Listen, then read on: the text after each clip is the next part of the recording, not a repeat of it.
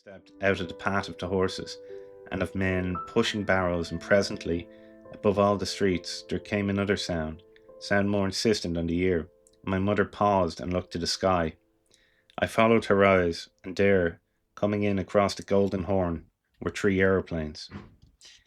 English planes, a man shouted, dashing past us to a shop doorway. My mother and I stood looking at them, both of us unaware of the load of destruction they carried. People were hurrying by us into shops, into Circujes station, into doorways, but I think my mother was too paralyzed to move very swiftly. I remember she eventually pulled me under a shop awning, and we cowered there. It was only in after years I learned that she had been convinced that day that the awning would have saved us, that if the pilots could not see us, then nothing could hurt us. The airplane flew into Istanbul with a roar, and then came a dull explosion which shook the earth. I thought the noises would never cease. Clouds of dust billowed towards us, and I discovered my legs were in danger of giving way.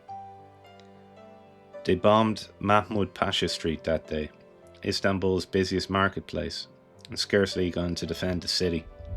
And soon the airplane had gone, and the scream of ambulances hurtled piercingly on the ears from all directions. We began to go home, having to pass Mahmud Pasha Street on the way, and already flames licked the little shops and the mean houses. A horse lay on its side, neighing horribly, its cart overturned across its broken body, and the driver perched high above the debris with his face blown in. There were not enough ambulances, so lorries were commandeered, and they passed us with their load of wounded, some unconscious, some crying out in agony, and their flapping stumps of arms flaying the air sickeningly.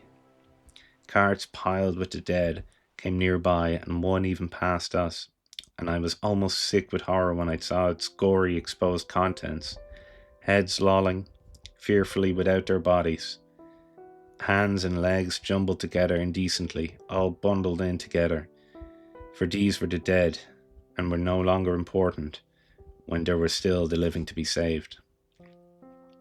They meant to bomb the War Office, someone was saying, but the bombs went wide and fell here. And the people who heard him commenced to boo him, and he was suddenly in danger of his life, for the rest of the people were convinced that Mahmud Pasha Street had been deliberately bombed because it was a crowded district. Still, I remember that day, and the murmurings of the people and the crying of the bereaved, and none of us will ever know, or care to know, for it is ancient history now, whether the pilots went wide of their target or not.